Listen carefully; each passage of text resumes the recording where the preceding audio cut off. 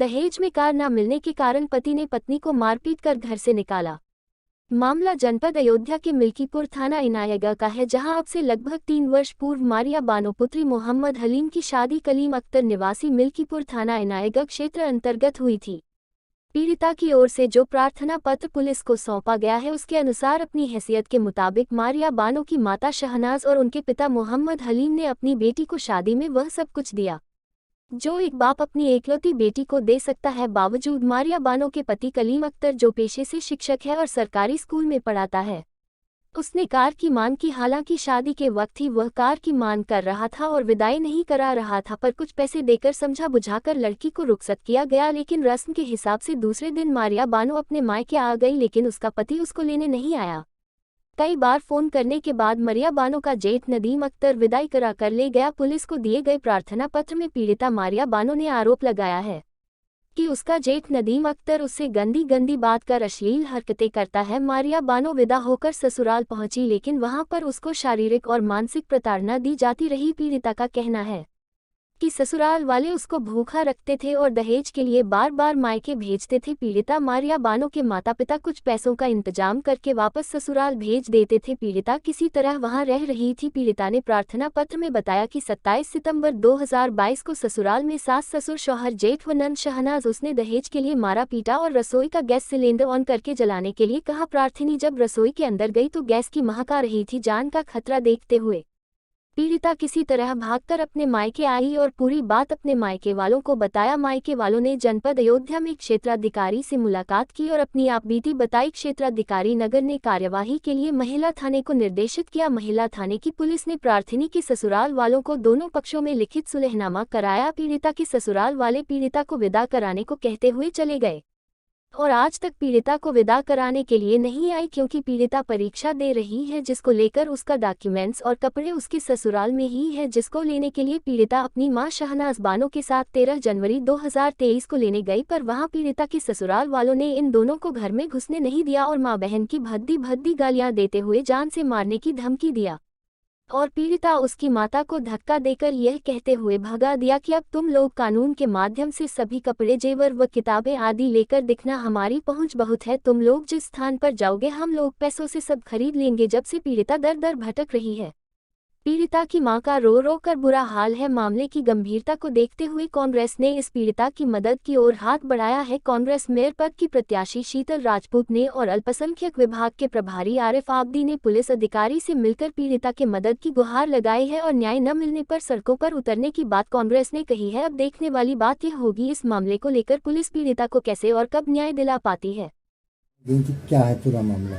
महिला थाना हम गए थे, वहाँ पे हमने FIR कराई कि हमको वो मारते पीटते हैं और हमसे गाड़ी। कौन मारता पीटता? मेरे हस्बैंड हमको मारते पीटते। क्यों?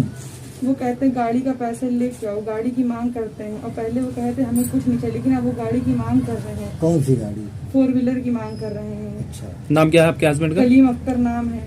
फिर क्या हुआ? हमने FIR करा दी। उसके बाद हमको हमेशा मारा पीटा करते थे। अभी कुछ दिन पहले इन्होंने हमको गैस जला दिया। गैस ऑन करके हमको जलाने की कोशिश करी तो हम बिना बताए भाग आए अपने घर। उसके बाद फिर हमने यहाँ रिकाबगंज में हमने सुलहनामा कराया। तो फिर उन लोग आए थे, उन लोगों ने सुलहनामा कराया। उन लोगों ने लिखित दिया कि हम मारे पीटेंगे नहीं, कुछ दिन बाद विदाई कराएंगे। उसके बाद नहीं लेके गए हमको। कितना महीना हो गया सुलह समझौता का? 3 महीना हो गया। उसके बाद हम मेरा पेपर है अगले महीने। उसके बाद हम अपना कुछ डॉक्यूमेंट्स लेने अपनी मम्मी के साथ गए वहाँ पे। तो वहाँ पे उन लोगों ने, मेरे हस्बैंड ने हमको धक्का मारे, घर से बाहर निकाल दिया और मेरी सास ने मेरी मम्मी को मारा। उसके बाद बोला पहले जो करना है कर लो, जहाँ तुम लोग जाओगी वहाँ पैसा दे के हम पैसा दे के हम सब कुछ कर लेंगे। और जो तुम्हें करना कर लो, जहाँ जिस तुम प्लेस पे जाओगी उस जगह हम पैसा फेंक के सब कुछ अपने। क्या करते हैं हस्बैंड आपके? हस्बैंड मेरे गवर्नमेंट टीचर है मिल्कीपुर में। अच्छा, तो उसका उन्होंने कुछ नहीं दिया। उन्होंने कहा जाओ जो करना है कर लो, हम पेपर कुछ नहीं देंगे। और मेरे जेठ ने हमसे कहा कानून की सहायता लेके और तब देंगे। ना उन्होंने मेरा पेपर दिया ना कुछ दिया। उन लोगों ने हमको मार के सब कुछ भगा दिया। सिर्फ आपके हस्बैंड ही से उत्पीड़न है आपको कि और घर के? पूरे घर से हमको उत्पीड़न। कौन कौन आपको मारता पीटता था? मेरी सास मारती, मेरी ननद मारते, मेरे जेठ मारते, मेरे आदमी मारते। अब आप क्या चाहती हैं? हम ये चाहते हैं कि वो यहाँ आके हमारे सामने बातचीत वहाँ पे लिख दे कि हमको क्यों मारते हैं। जो चीज की मांग इन्होंने पहले नहीं करी तो वो अब वो चीज की मांग के लिए क्यों हमें मारते पीटते हैं। किससे किन किन अधिकारियों के पास आप गए? हम कल रिकाबगंज एसपी सिटी के पास महिला गए, महिला थाना गए। आज हमने मुकदमा दर्ज कराया। अब उसके बाद कल हम कहीं एसपी सिटी के पास वहाँ पे भी जाएंगे। क्या है पूरा मामला? कल आप लोग महिला थाने गए थे। महिला थाना हम गए थे इसको रिपोर्ट लिखवाने। रिपोर्ट लिखाया गया है। कौन है ये आपकी? कौन? हमारी लड़की है मारिया बानो। अच्छा। कलीम अख्तर के साथ शादी हुई है मिल्कीपुर में। मुमताज अहमद के लड़का है वो। और उसके सामने वो पूरा घर मिल के मारता। बस खाली ये कहते कि खाना नहीं बनाने आता। इसको फोटो खींच लिया, आलू कटी हुई और थोड़ा सा आटा सना हुआ और सब्जी में बोले। और भी कोई मांग करते हैं? मांग गाड़ी की मांग करते हैं। पहले शुरू में तो नहीं मांगे कि हमको शादी कर दीजिए। और जब शादी कर तीसरे महीने से इसको मारना शुरू कर दिया। बहुत ही खड़ा खड़ा लात मारती थी इसको। अभी हम 1 हफ्ता पहले गए थे इसको लेने, कागज इसके पेपर है अगले महीना। बोलना जो उखाड़ना हो उखाड़ लो, पेपर नहीं देंगे, जिसको बुलाना बुला लो।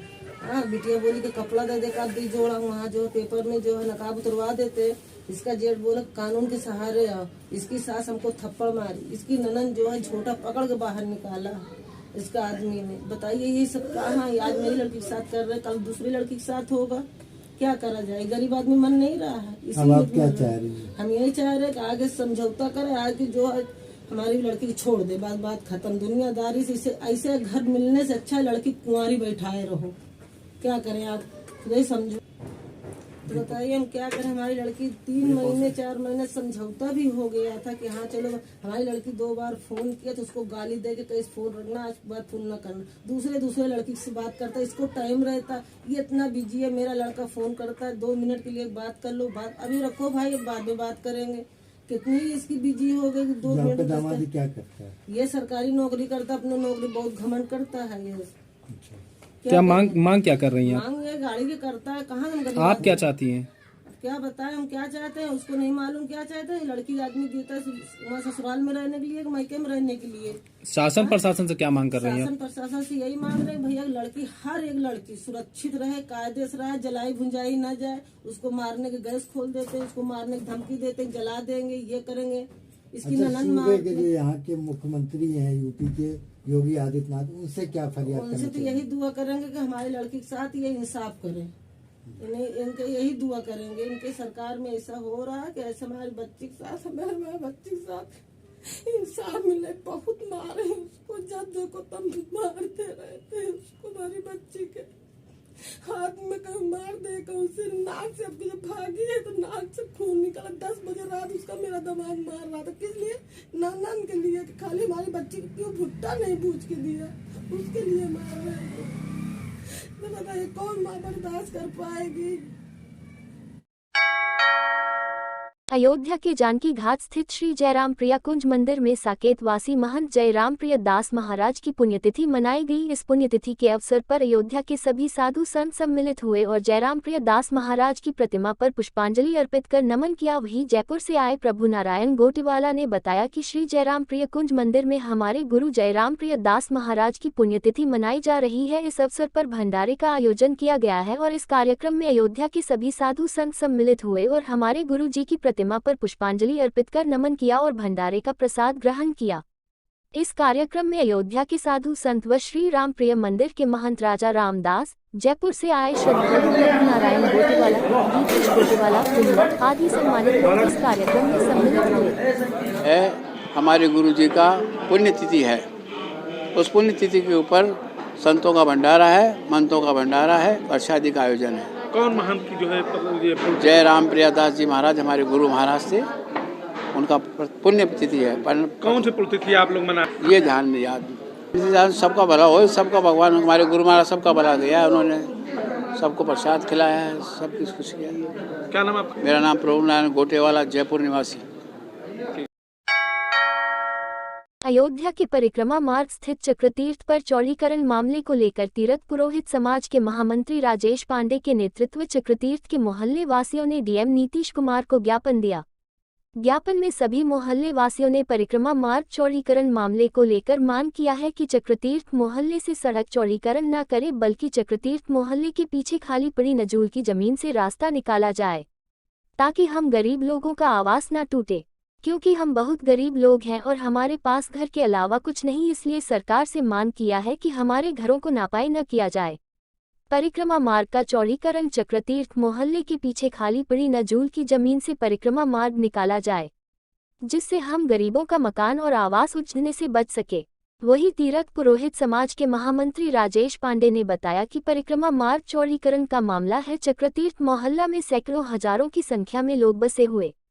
परिक्रमा मार्ग चौड़ीकरण में इन सभी का मकान जाने का डर है और सरकार के द्वारा नपाई हो रही है और सभी के मकानों पर नाप लिख दी गई कि कितने मीटर टूटना है। राजेश पांडे ने कहा कि यहाँ मोहल्ले की जनता बहुत जर्जर स्थिति में, बहुत ही गरीब स्थिति में है। पीढ़ी दर पीढ़ी इस भूमि पर रहती चली आई है। आज इन सभी की इतनी हैसियत नहीं है कि कहीं और जमीन लेकर मकान बना सके, इसलिए जनता बहुत ही पीड़ित है। छोटे छोटे बच्चे और गरीब लोग परिक्रमा मार्ग पर बसे हुए हैं। वही कहा कि परिक्रमा मार्ग चौड़ीकरण के लिए सरकार के पास ऑप्शन भी है, क्योंकि चक्रतीर्थ मोहल्ले के पीछे नजूल की खाली जमीन पड़ी हुई है। इससे पूर्व उस खाली भूमि पर नापाई भी हो चुकी है कि परिक्रमा मार्ग का रास्ता उधर से बनेगा, लेकिन अब सरकार परिक्रमा मार्ग चक्रतीर्थ में घनी बस्ती से रास्ते की नपाई करवा रही है। तो चक्रतीर्थ मोहल्ले के सभी लोगों की मांग है कि यहां से नापाई छोड़कर चौड़ीकरण न कराएं, पूरी जनता के ऊपर रहम बख्शा जाए ताकि गरीब इस अयोध्या से बेघर ना हो सके। यही मांग परिक्रमा मार्ग स्थित चक्रतीर्थ मोहल्ले वासियों ने की है और बताया कि इन्हीं मांगों को लेकर आज हम लोगों ने डीएम साहब को ज्ञापन भी दिया है कि हमारी समस्या का समाधान किया जाए। सियाराम चक्रतीर्थ पर परिक्रमा मार्ग चौड़ीकरण का मामला है। इसमें सैकड़ों और हजारों की संख्या में दाहिने और बाएं लोग बसे हुए हैं। चौड़ीकरण में इन सभी का मकान जाने का सिलसिला सरकार के द्वारा नाप हो रही है। इसमें पूरी जनता बहुत ही जर्जर स्थिति में है, बहुत ही गरीब स्थिति में है। पीढ़ी दर पीढ़ी इस भूमि पर रहती चली आई है। आज उनकी ऐसी हिम्मत और हैसियत नहीं है कि कहीं ज़मीन लेकर के कहीं बना सके, इसलिए जनता बहुत ही पीड़ित है और जनता अपने मकानों को छोड़ना नहीं चाहती है, क्योंकि छोटे छोटे बच्चे और गरीब लोग इस परिक्रमा मार्ग पर बसे हुए हैं। और सरकार के पास ऑप्शन भी है कि हम सभी के मकान के पीछे नजूल की भूमि सरकारी भूमि है। इसके पूर्व वो नपाई भी हो चुकी है कि उस रास्ते से बनाया जाता, फिर भी सरकार इधर नाप जो करा रही है। तो सभी का मांग है कि इधर से नाप छोड़ दें, चौड़ीकरण ना करावें और पूरी जनता के ऊपर रहम बख्शा जाए, जिससे गरीब इस अयोध्या से बेघर ना हो सके, उनकी घर से न छुड़ा जाए। ये सभी का मांग है। अच्छा, आज आप लोग गए थे, कुछ ज्ञापन आप में किसी को दिया? आज हम लोग फैजाबाद कलेक्टर के जिला अधिकारी महोदय जी से नहीं मुलाकात हो पाया। उनके जो संघीय अधिकारी मिले उनको हम लोगों ने ज्ञापन दिया और अपनी दर्द और अपनी स्थिति बताई गई कि हम लोगों की वही स्थिति नहीं है जो हम अपने मकान को छोड़ करके कहीं रह सकते हैं। और एडीएम महोदय जी का भी हम लोग मिल करके उनका सम्मान किया, अपनी दर्द को रखा गया पीड़ित की।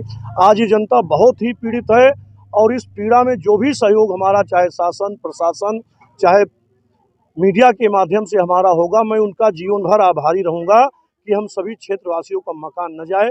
इसलिए सभी से हाथ जोड़ करके करबद्ध प्रार्थना है कि हमारे मकान को बचाया जाए और हम लोग बेघर ना हो। हमारे चक्रतीर्थ पे जो चौड़ीकरण मामला चल रहा है, यही है कि इसको मत कीजिए, पीछे से ले लीजिए।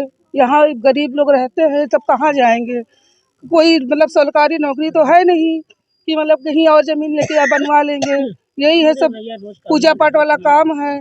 तो चौड़ीकरण जो कर रहे हैं वो पीछे से करें, यहाँ से ना करें। पीछे है ऑप्शन? हाँ, पीछे है जगह, नजूली जमीन है, बहुत ज्यादा है, जबकि वहाँ पूरा बन सकता है, इतना है। यहाँ तो सबका बेकार हो जाएगा, सब घर परिवार। क्या मांग कर रहे हैं आप? बस यही है कि चौड़ीकरण ना करें, यहाँ का पीछे से करें। क्या नाम आपका? रूबी पांडे। जो कृषि परिक्रमा मार्ग चौड़ीकरण के लिए जो अधिग्रहित की जा रही जमीनें हैं, रास्ता चौड़ीकरण किया जा रहा है, उसके लिए जो यहाँ की जनता है वो परेशान है। उनके पास उतनी ही ज़मीनें उपलब्ध हैं और इसके बाद ये जो गरीब जनता है इसको ना करा करके भी इसके पीछे जो है पूर्व में नपाई हो चुकी थी सरकारी भूमि पर, उस पर बनाने का कार्य किया जाए। इंद्र कुमार। यही है कि हमारे पास एक ही कमरा है ना, हमारे पास जमीन है ना, हमारे पास रुपया है। परिक्रमा मार्ग रोड पे हम रहते हैं। हमारी निवेदन यही है कि पीछे से नजूली जमीन खाली है, वहाँ से लिया जाए, हमें छोड़ दिया जाए। हम कहाँ जाएंगे छोटे छोटे बच्चों को लेके? यही है, हम बहुत परेशान हैं और सभी लोग परेशान हैं चक्रतीर्थ परिक्रमा मार्ग रोड पे। रोड वो बता तो रहे हैं चक्र तीर्थ परिक्रमा मार्ग है, उसी सरकार 10 मीटर ले रहे हैं, ये दोनों तरफ से 20 मीटर ले रहे हैं सरकार।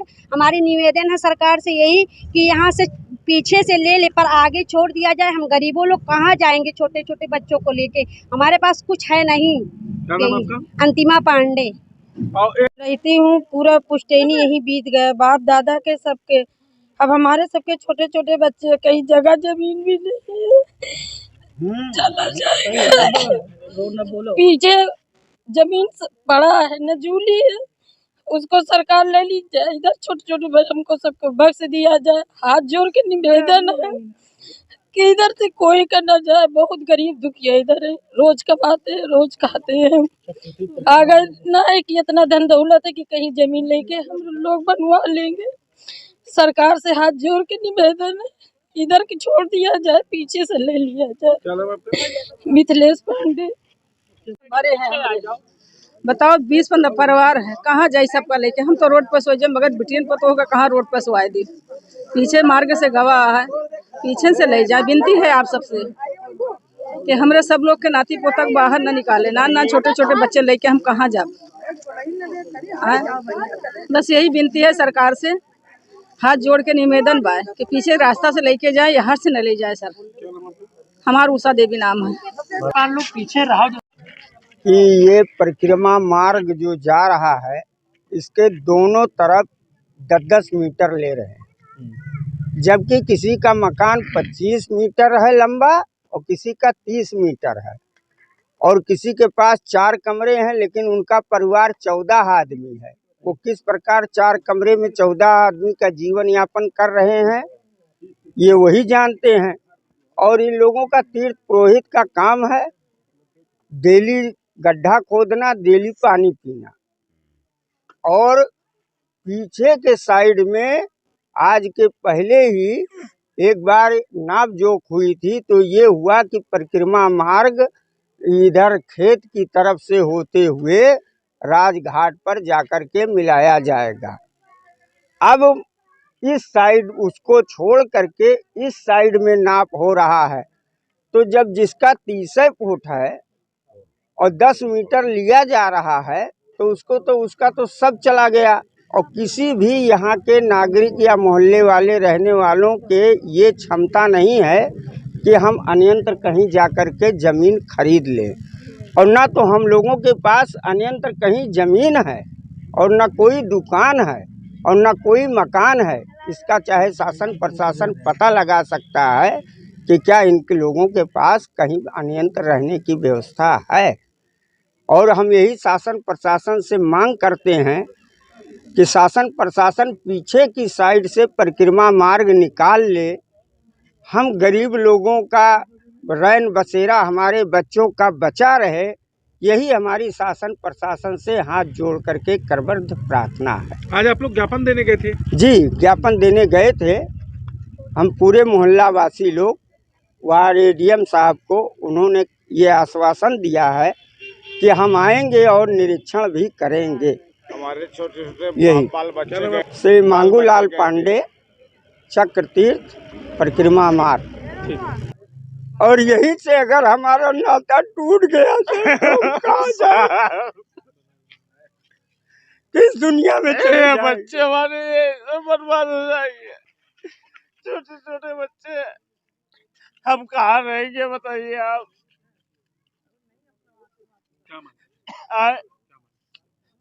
जो भैया बोले वो सही हमको। मुकेश पांडे।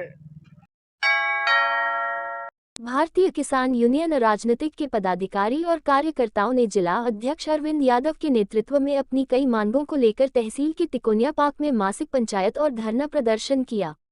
काफी समय तक धरना प्रदर्शन में किसी सक्षम अधिकारी के न पहुंचने पर नाराज भारतीय किसान यूनियन के पदाधिकारियों ने विद्युत संबंधी समस्या के लिए बिजली विभाग के एक्सीएन के कार्यालय का घेराव किया और कार्यालय पर ही नारेबाजी की। भारतीय किसान यूनियन राजनीतिक के वरिष्ठ प्रदेश सचिव फरीद अहमद ने बताया कि अयोध्या के अधिकारी किसानों की समस्याओं पर बिल्कुल ध्यान नहीं दे रहे हैं। ग्रामीण क्षेत्रों में छुट्टा जानवरों से किसानों को भारी नुकसान उठाना पड़ रहा है, जिससे किसान हताश और परेशान है। किसानों की विद्युत समस्या के निराकरण के लिए सक्षम अधिकारी के न पहुंचने पर आज हम सभी ने बिजली विभाग के एक्सीएन के कार्यालय का घेराव किया और सिटी मजिस्ट्रेट के माध्यम से ज्ञापन भी सौंपा। किसानों के घेराव के बाद विद्युत अधिकारियों ने आश्वासन दिया है कि जल्द से जल्द समस्या का समाधान कराया जाएगा। हमारा घेराव था आज ये एक्सीएन साहब का बिजली विभाग का, तो हम लोग जो है वहाँ हर माह की बात तहसील में पंचायत किया करते थे, सदर तहसील में हमने पंचायत किया, लेकिन कोई सक्षम अधिकारी हम किसानों की सुध लेने वाला नहीं है और यही बार बार हुआ करता था। हमने 2 बजे का टाइम दिया था कि हमारा कोई सक्षम अधिकारी आके ज्ञापन ले ले, हमारे किसानों की समस्या सुन ले, लेकिन किसी शासन प्रशासन के हमारे किसानों की तरफ ध्यान नहीं गया। उसमें अहम एक मुद्दा था बिजली विभाग का। हम लोग फिर वहां से पैदल मार्च करते हुए इस विद्युत विभाग का एक्सीएन साहब का घेराव किए। एक्सीएन साहब यहाँ पे नहीं है, हमारे सिटी मजिस्ट्रेट साहब आए, यहाँ ज्ञापन लिए। एक्सीएन साहब के फ़ोन के माध्यम से हमारी बात हुई, वो कह रहे हैं कि हम इनका कनेक्शन तत्काल जुड़वा देंगे। अभी फ़ोन से बात चल रही है, आज शाम तक जुड़ जाएगी, उन्होंने आश्वासन दिया।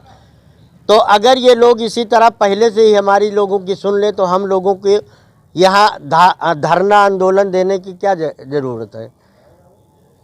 तो ये शासन प्रशासन बहुत लापरवाह है कि किसानों की सुन नहीं रहा। तमाम छुट्टा जानवर हमारे खेतों में घूम रहे हैं।